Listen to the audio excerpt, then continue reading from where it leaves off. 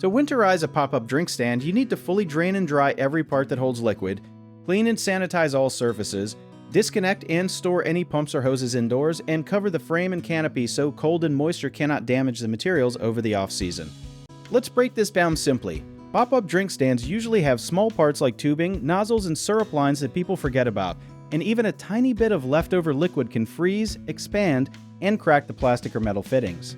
Before storing anything, run clean water through every line to flush out sugar residue because dried sugar attracts pests and creates mold way faster than most people expect. Something not many people know is that canvas or vinyl canopies should never be folded while damp, even if they look dry, because trapped moisture between folds causes mildew stains that are almost impossible to remove later.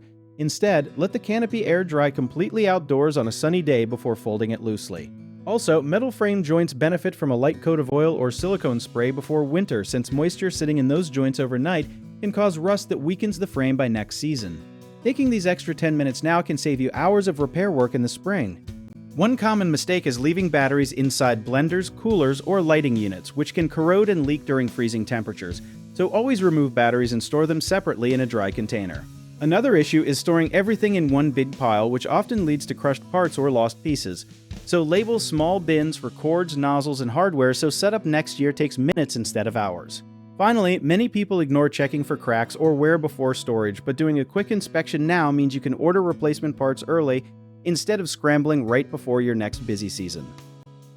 If you enjoyed this, check out our online directories in the description below.